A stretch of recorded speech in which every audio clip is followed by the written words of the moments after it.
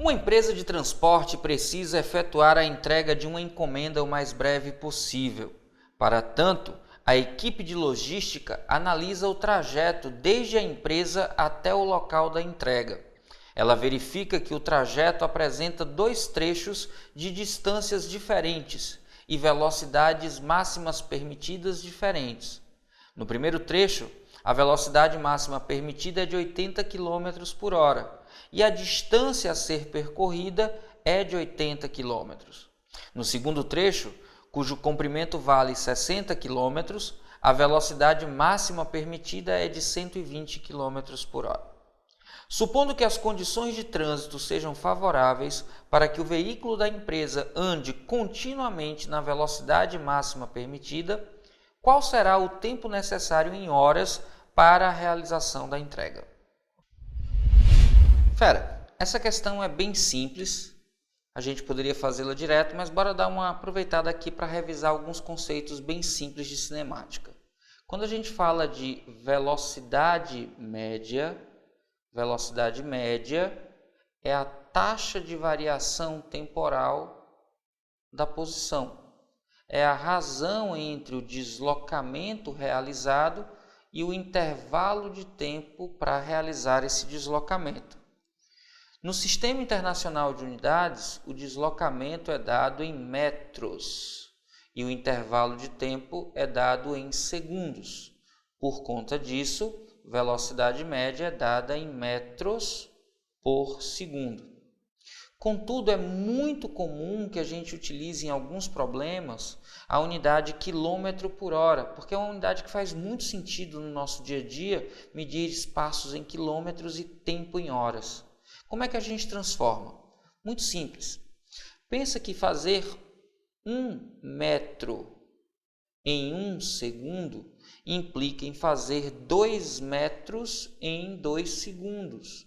Implica fazer 3 metros em 3 segundos. Implica fazer 60 metros em 60 segundos. Ora, 60 segundos é 1 minuto. Então, quando a gente anda 1 metro a cada 1 segundo, a gente anda 60 metros a cada 1 minuto. E a gente anda 2 vezes 60 em 2 minutos. E anda 3 vezes 60 em 3 minutos. E a gente anda 60 vezes 60. 60 vezes 60 metros a cada hora. Porque 1 hora tem 60 minutos. Logo, a gente pode dizer que 1 metro por segundo é o mesmo que 60 vezes 60, 3.600 metros por hora. Só que 3.600 metros são 3.600 metros, 3,6 quilômetros. Então, 3.600 metros por hora correspondem a 3,6 quilômetros por hora. Daí, se você quiser lembrar direto, para passar de metros por segundo para quilômetro por hora, basta multiplicar. Para fazer o contrário, é só dividir.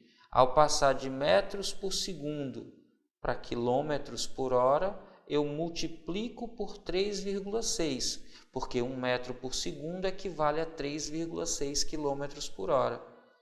Para passar de quilômetros por hora para metros por segundo, eu faço o contrário, eu divido.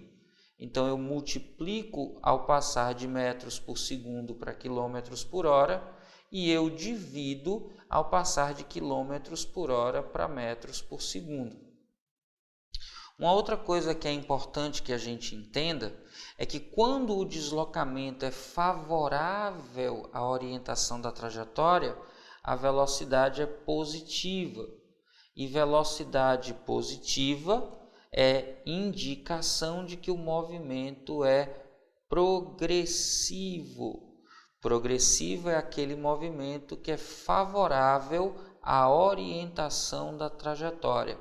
Então, se o movimento é progressivo, a gente está se deslocando a favor da orientação da trajetória. Quando a gente se desloca contrário à orientação da trajetória, a gente tem uma velocidade que a gente coloca negativa.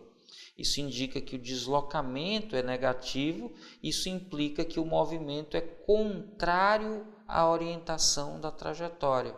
O movimento, nesse caso, é chamado de retrógrado, ou, como alguns autores também chamam, regressivo. Uma coisa que é importante você lembrar, e eu vou fazer de vermelho aqui, é que todo é soma das partes. Então, quando você falar em deslocamento total, a gente está falando em soma dos deslocamentos. E quando a gente estiver falando em intervalo de tempo total, como é o caso dessa questão, a gente está falando em soma dos intervalos de tempo. Essa expressão aqui nos permite relacionar as três grandezas de forma triangular. Vou escrever aqui um triângulo. Olha só.